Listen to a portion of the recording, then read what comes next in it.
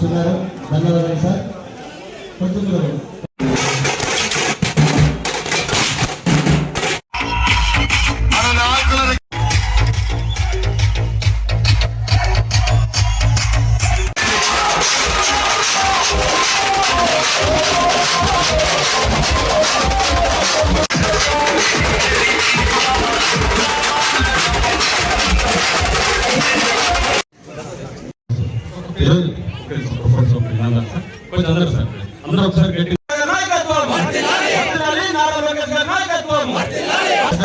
Alfred అన్న గారు కూడా ఈరోజు వైఎస్ఆర్ కాంగ్రెస్ పార్టీ ఎమ్మెల్యే గారి సమక్షంలో గతంలో నీవు ఎమ్మెల్యేగా ముఖ్యమంత్రి నారా చంద్రబాబు నాయుడు గారి ఆశీర్వాదంతో ఇల్లు ఇస్తే ఆ ఇళ్లను కూడా కొట్టేశారు మాకు రాకుండా.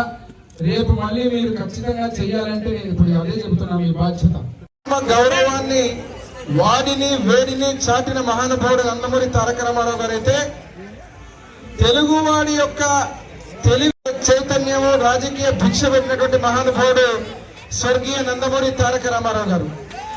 ఆ రోజు నందమూరి తారక రామారావు గారికి అనుంగానోచరుడుగా ఉన్న నా తండ్రి కీర్తిశేషులు బివి మోహన్ రెడ్డి గారు. నమస్కారం. నాకు ఎమ్మినూరు 25వ వార్డు వైఎస్ఆర్సీపీ పార్టీలో గత 10 సంవత్సరాలు ఉన్నాను.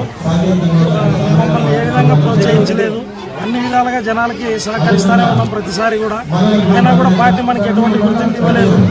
తెలుగుదేశం పార్టీ చాలా ముందంజలో అన్ని విధాలుగా తీసుకొని పోతుంది. పథకాలు కూడా అన్ని విధాలుగా పైన రాష్ట్రం నుంచి ఆంధ్రప్రదేశ్ స్టేట్లో నారా చంద్రబాబు నాయుడు గారు, తర్వాత నారా లోకేష్ బాబు గారు బాగా చేయడం వల్ల పథకాలన్నీ అందివ్వడం వల్ల ఈరోజు తెలుగుదేశం పార్టీ నుంచి అధికారం పక్షంలో ముందుకు తీసుకుపోతుంది, అభివృద్ధి చేస్తుంది. ఆ నమ్మకంతో నేను తెలుగుదేశం పార్టీలోకి రావడం జరుగుతుంది.